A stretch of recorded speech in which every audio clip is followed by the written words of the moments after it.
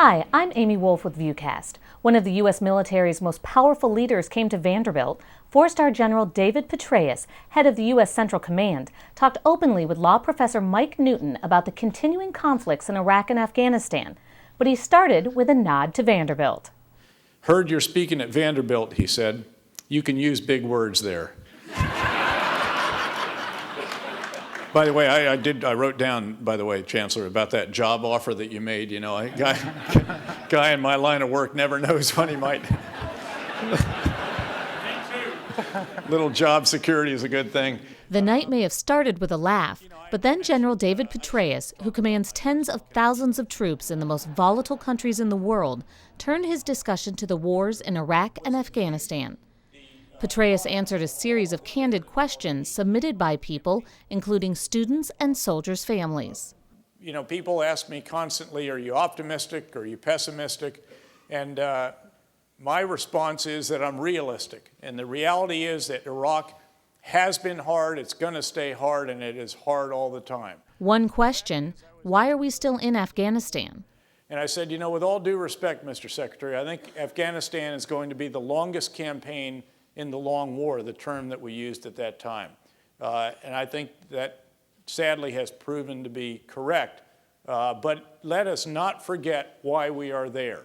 That is where the 9/11 attacks were planned. That's where the initial training for the attackers was conducted before they went to Hamburg or to Germany and then on to U.S. flight schools. We cannot allow that country to again become a sanctuary or safe haven for transnational extremists. I mean, that's our job. Our job is not to try to anticipate what Congress will want to hear or what the White House wants to hear. Our job should be to state the requirements as we see them to accomplish the mission that the President has laid out to us. And that's what we sought to do in both the Iraq decision-making process and in the Afghan, and any process, frankly. Here's your assigned topic. The American military learned what lessons from Abu Ghraib, and what are the strategic implications? Please outline your main headings. Well, I mean, what they outline for me is that you have to live your values, and that there's two arguments for living your values, by the way. One is that it's the right thing to do. There'll be some folks that won't buy that, actually, or they'll have a different interpretation of what the right thing to do is. They'll say, well, the enemy doesn't have to do that. You know, maybe we ought to be a little expedient, too. And then I would provide the, if you will, the realistic approach, the practical approach, and that is that every time we have taken expedient measures, every time we've had something like Abu Ghraib, which, by the way, that is a non-biodegradable, that is never going away. Those photos are always there. That memory is always present, and it will be replayed and replayed on televisions and the internet throughout the Central Command region and throughout the world. And every time something like that happens, you suffer from it. The general also answered a question about bringing democratic values to Iraq, especially with the March 7th Iraqi election.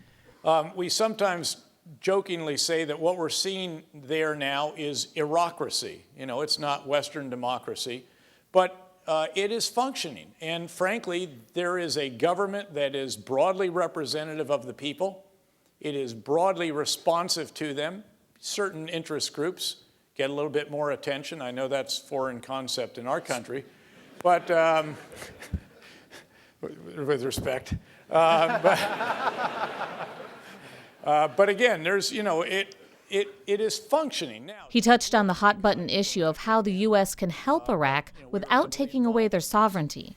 Over time, obviously, you want them to be able to take it forward. The security agreement, for example, that we achieved with Iraq back in late 2008, hugely important, and we have implemented it. We've actually done what we said we would do. We left the cities as we said we would back last summer.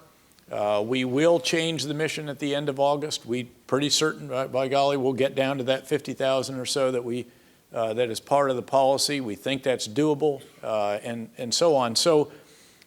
But again, there's a very delicate and very sensitive balance that has to be achieved.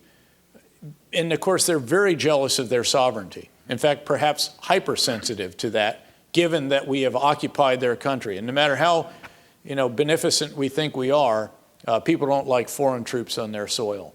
And they almost resent having them there in the sense that they also resent the fact that they can't do it for themselves. Despite people's differing opinions on the wars themselves, the audience seemed to have a better understanding and appreciation of the military campaigns after hearing Petraeus speak.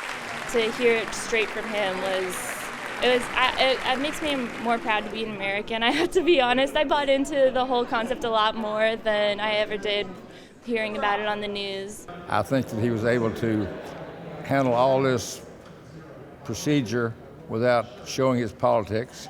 That was smart. I think he's smart as the dickens. Hannah Hickerson came to the event because she's about to marry a fellow Vandy student enlisted in the military. I feel a lot better, actually. The more I talk to people in the military, the more you know, the better I feel. I mean, it's still scary. I don't have anyone in my family that's in the military, and so this is kind of unfamiliar territory for me. So it makes me feel a lot better, and I feel like he is a confident, competent leader. The talk wasn't all serious. General Petraeus explained why he says he owes his life to Vanderbilt. Some 20 years ago or so, I basically had my life saved here.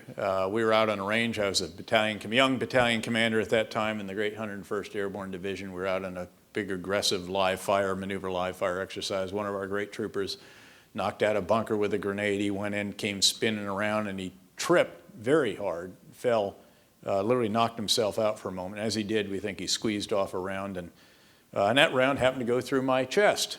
And thankfully, I wasn't wearing a flak vest at that time because the round went through and pretty clean and made a little bit bigger hole in the back, but it kept on going.